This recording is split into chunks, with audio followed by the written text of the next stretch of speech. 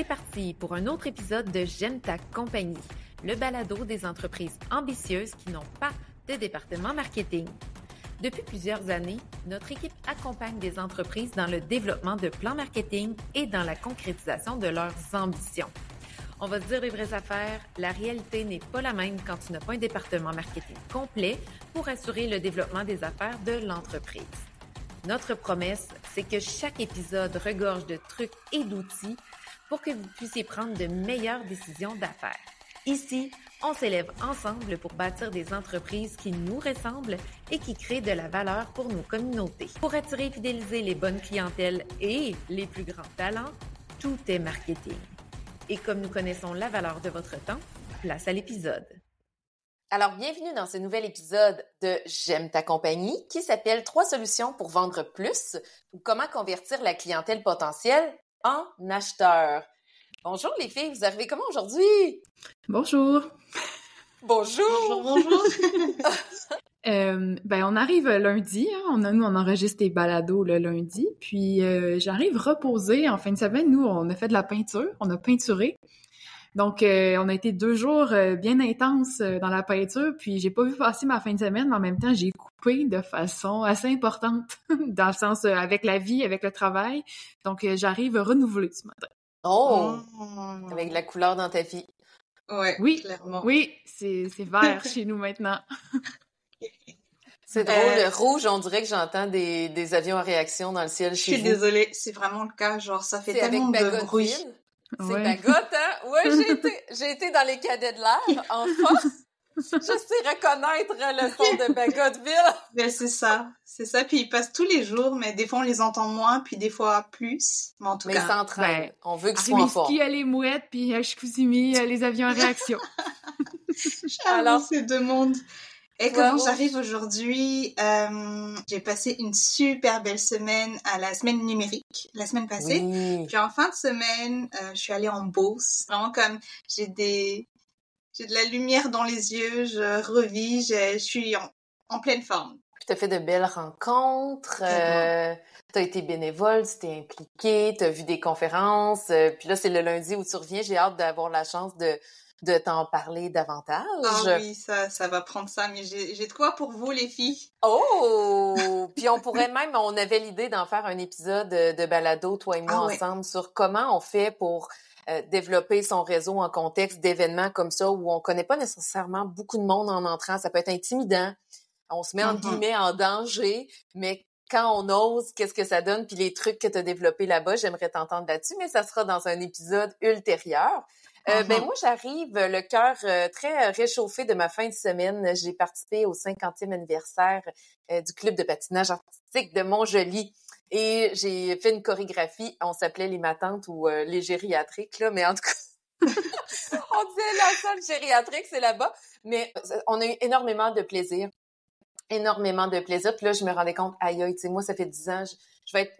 Mon fils va avoir 10 ans la semaine prochaine. Puis en fin de semaine, j'ai fait le constat que ça fait 10 ans que je suis une mère. Je suis partie à mon compte il y a 7 ans. Puis une maman entrepreneur, il y a pas beaucoup de place pour avoir juste du plaisir. Puis là, je me dis, aïe, OK, faut que ça change, là. Tu sais, là, ça va faire 10 ans. J'ai pris le tour. Faut que je me réorganise pour faire de la place à ça parce que j'ai eu vraiment beaucoup de plaisir à faire la chorégraphie.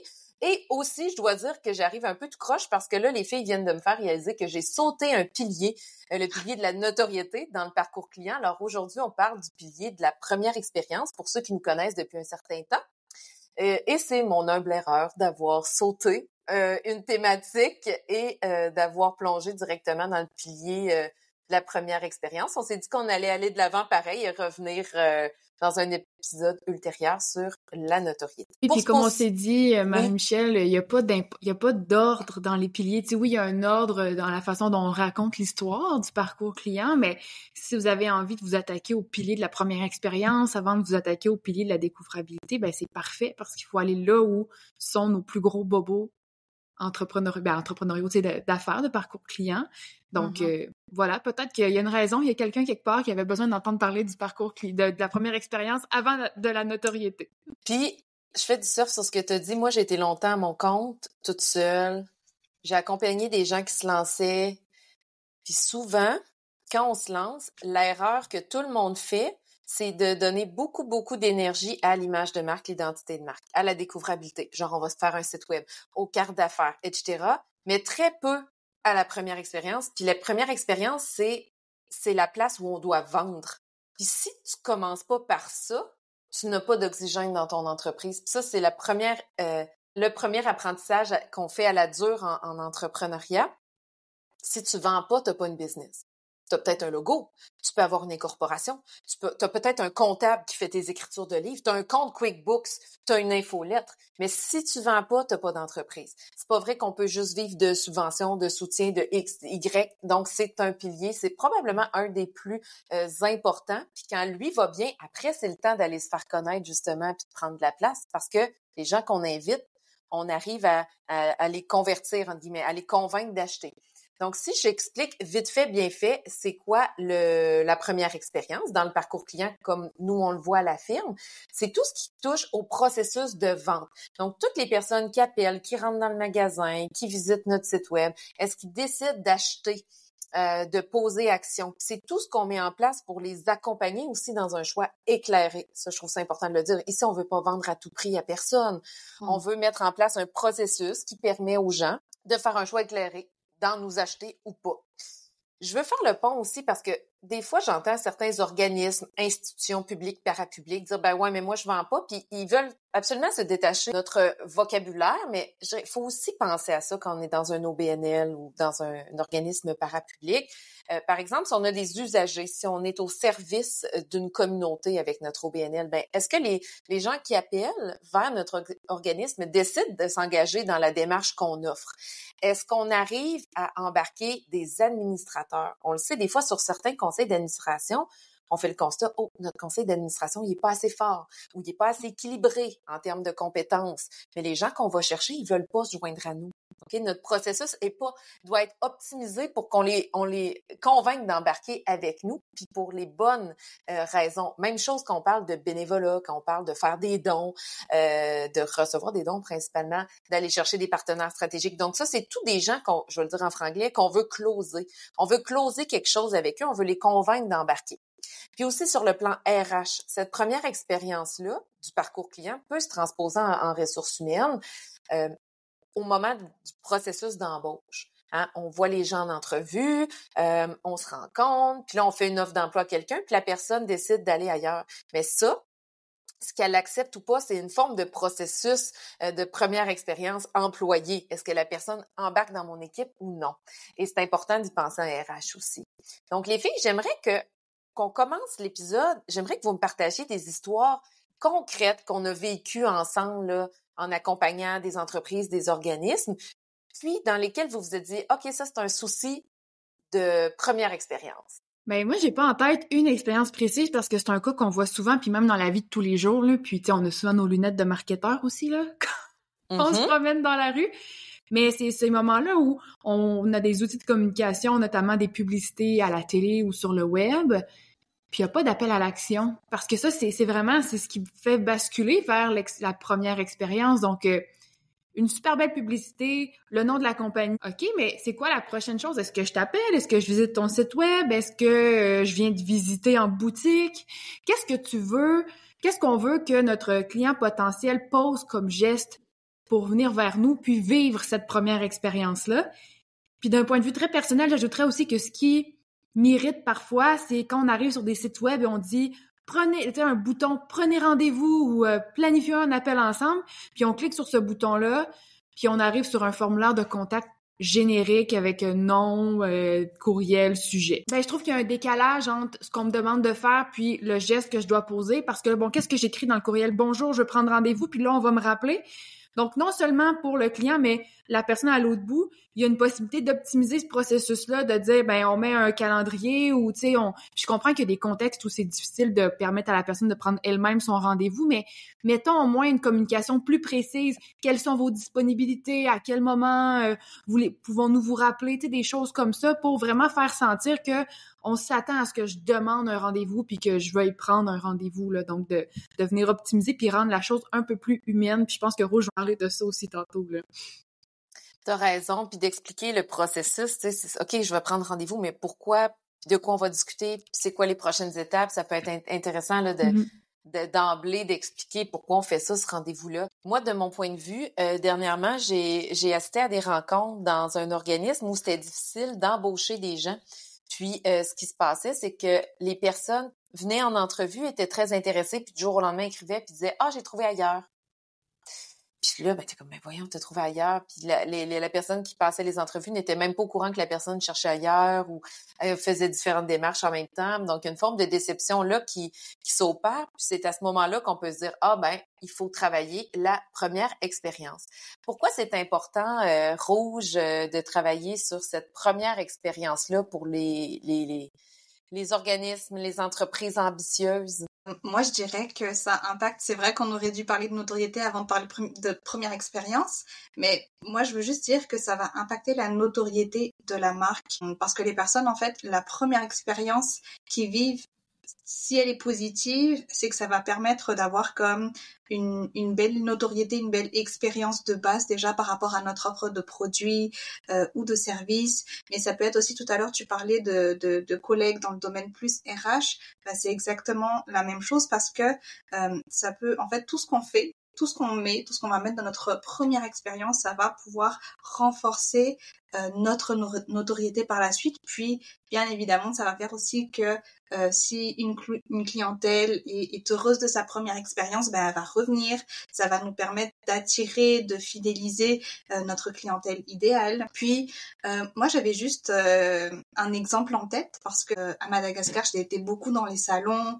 J'ai été moi-même hôtesse d'accueil de temps en temps. Donc, je le vois beaucoup que la première expérience, par exemple, lorsque tu vas à un salon, lorsque tu décides de te faufiler entre les différents stands, ben ça fait qu'un stand, plutôt qu'un autre, va peut-être attirer un tout petit peu plus comment je dirais ça, ça va attirer un tout petit peu plus ta curiosité, oui, ton regard.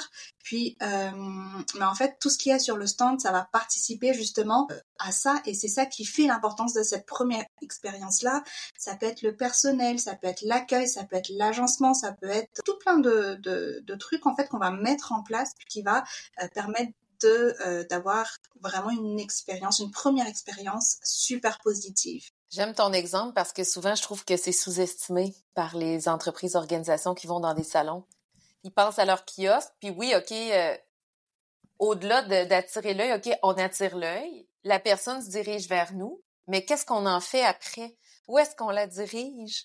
Est-ce qu'on lui demande son courriel pour faire un suivi? Est-ce qu'on veut qu'elle regarde une démo? Est-ce qu'on veut qu'elle planifie un rendez-vous avec nous par la suite? Puis ce parallèle-là peut être fait avec les sites web aussi, là.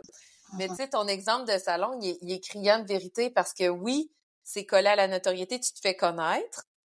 Puis après, quand il arrive vers toi, est-ce que tu as un processus en place pour avoir une première conversion qui va permettre un suivi de vente, un processus de vente ou d'engagement de bénévoles, par exemple, ou d'embauche, si on parle de RH, là. Mais ça, c'est clair que c'est criant de vérité. OK, Catherine, j'aimerais t'entendre, toi, sur pourquoi c'est important, le pilier de la première expérience.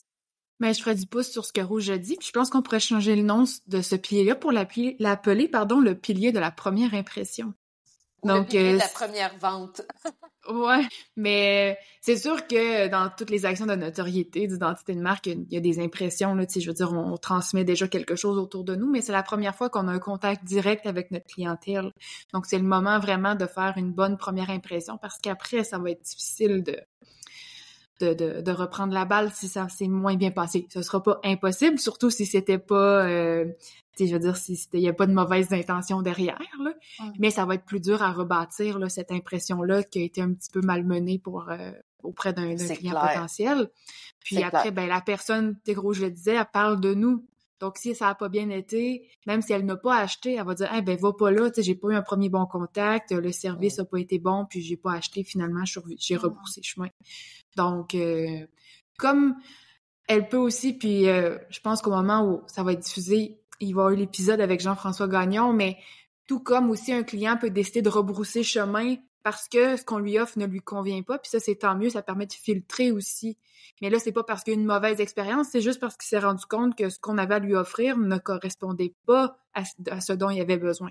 Donc, il préfère rebrousser chemin, mais ça, c'est ce qu'on veut pour pas avoir après ça, dans l'expérience de marque, on va y revenir, avoir à gérer des gens avec qui ça se passe pas bien puis que là, vivent une mauvaise expérience. Dans le fond, vos points sont vraiment le fun parce que oui, OK, s'il y a une mauvaise expérience, la personne repart, n'achète pas une première fois, puis peut se faire un grand ambassadeur du fait que c'est vraiment nul l'expérience chez nous. Mm-hmm. Puis en parallèle, ça peut être un excellent outil pour filtrer les bonnes clientèles idéales pour qu'après, quand on offre produits, services, qu'on essaie de fidéliser, ben que ça se passe bien, que ça soit fluide, que la personne soit satisfaite parce qu'elle avait réellement besoin de ce qu'on a à offrir. Tout à fait. Puis, tu sais, je fais du pouce aussi du point de vue RH parce qu'en préparant ma conférence du mois de mai, j'ai réfléchi que si on attire des clients so-so, ben notre équipe de travail va être malheureuse aussi. Puis qu'on attire des clients qui nous ressemblent, qui correspondent à ce qu'on a à proposer, mais après, il y a une plus belle énergie dans toute l'organisation. Là. Puis c'est vrai dans un salon d'esthétique, c'est vrai dans une boutique, c'est vrai dans un salon mortuaire, c'est vrai dans une boîte marketing. C'est vrai partout. Maintenant, si on passe au concret, OK? On a vu que le pilier là, de la première expérience, bon, c'est tout ce qui est processus de vente. Tu sais, les fameux tunnels entonnoirs, là, on entend, c'est un peu galvaudé, puis ça fait un peu robotique là, comme approche de la vente, mais quand même, ça rentre là-dedans. Les rencontres exploratoires gratuites, les lead magnets, tout ça rentre là-dedans. Comment je peux tester, approcher, vivre une expérience avant d'engager une première transaction ou un premier engagement? J'aimerais qu'on parle de 3 solutions, actions simples, pratico-pratiques qu'on pourrait proposer aux personnes qui nous écoutent, qui pourraient mettre en place dès le retour au bureau le lendemain. Question de bonifier ce parcours client-là, puis d'arriver à vendre ou à convaincre plus les clientèles idéales de s'engager avec eux. Je commencerai avec Katrina. Ben moi, je vous inviterais à faire le tour à retourner au bureau, plutôt déposer vos écouteurs quand vous aurez terminé d'écouter le balado. Et de faire le tour de vos outils de communication et vous demander est-ce que j'ai des outils qui permettent à ma clientèle idéale de tester ce que j'ai à offrir avant de sortir une pièce. Là. Puis souvent on parle de ça, puis tu l'as nommé Marie-Michel, on voit le mot lead magnet là, puis j'ai vu l'autre jour l'équivalent en français là des aimants de vente là, ou je sais pas quoi en tout cas. C'est finalement un petit cadeau qu'on offre à la personne pour qu'elle teste, puis souvent, on voit des e-books, des choses comme ça. Puis ça, c'est des gros outils là qui sont longs à construire. Ça peut être bénéfique dans certaines industries, mais on n'est pas obligé d'aller aussi loin que ça, du moins pour les premières actions. Ça peut être, si ça se prête, des appels exploratoires pour qu'on puisse se connaître de part et d'autre. Là, quand on parlait tantôt du filtre qui se fait, là, c'est une façon de faire. Ça peut être des dégustations, ça peut être des essais gratuits, ça peut être des échantillons. Ça peut être aussi une vidéo qui explique un peu comment vous fonctionnez. Donc, il y a plein de choses. Donc, mais est-ce que j'ai un outil qui permet à mon client idéal de tester ce que j'ai à offrir, peu importe ce que j'ai à offrir? Que ce soit un produit tangible ou un service, un webinaire, une infolettre, ou si on parle en magasin, est-ce que j'offre une expérience de magasinage qui est intéressante aussi, donc je pénètre en boutique. Par exemple, dans une librairie, est-ce qu'on m'offre un service de magasinage? Est-ce qu'on m'offre un service qui me donne envie d'acheter? Donc, c'est toutes des petites choses comme ça pour que le client puisse avoir tout en main pour prendre une décision éclairée finalement, puis en souhaitant que ce soit une décision qui nous avantage. Vite fait, ça me fait penser aux dégustations partout dans les Costco, dans les supermarchés, pour te pousser à acheter le produit. C'est une forme de première expérience, là, probablement que... Tu sais, moi, quand je suis allée au Costco la dernière fois, là, à Québec, c'était du popcorn, là, qui faisait déguster, mais probablement que la compagnie de popcorn a payé pour que son popcorn soit dégusté, puis c'est sûr, tout le monde sortait du Costco avec du popcorn. Fait que c'est sûr, ça a marché! Ça a marché. Fait que si on fait du pouce entre toutes nos idées, donnez du popcorn dans vos kiosques. Ah, mais le pire, c'est que ça fonctionne vraiment bien, le popcorn. Hey, mais moi, je dois l'avouer, là, c'est clair que les dégustations peu importe, là, dans les marchés publics, les dégustations dans les épiceries, les grandes surfaces, m'ont souvent sauvé la vie avec mes enfants. Ah, mais... Non, mais ça fait penser, tu sais, je suis impliquée au marché public de Rimouski, puis on l'a entendu, là, les kiosques qui offrent des dégustations vendent plus que ceux qui en offrent pas. Parce que surtout des fois, on offre des produits qui sont méconnus du public, là. Tu sais, je parle pas d'un maraîcher qui vend des carottes, là. Puis encore, des fois, tes carottes sont vraiment bonnes, mais le client le sait pas. Ou tes concombres. Fait que de permettre de déguster, c'est comme, ah ben là, j'ai pas le choix, faut que j'en achète un. C'est comme si le client, il est pris aussi, là. Il ose pas dire non, là. Mais ça, c'est vrai. Tout à fait. Puis même des fois, je me souviens, là, quand j'étais plus jeune à l'université, là, où j'allais souvent au marché Jean Talon à Montréal. Puis tu sais, Katrina va savoir, Rouge va découvrir ce dont je parle. Katrina sait déjà ce dont je parle. Mais souvent, les commerçants mettaient en valeur leurs fruits ou leurs légumes le plus savoureux. Là, tu goûtes, puis là, ça explose en bouche. C'est la tomate, le concombre, l'orange, je sais plus quoi. Puis là, tu fais « Oh, wow, OK ». Puis là, t'achètes tous tes fruits et légumes là parce que t'es pressé finalement. Donc, des fois, même juste faire déguster ton meilleur truc, ça va convaincre les gens de faire toute leur épicerie dans ton kiosque à toi. Toi, Rouge, ta solution pratico-pratique à mettre en place dès le retour au bureau?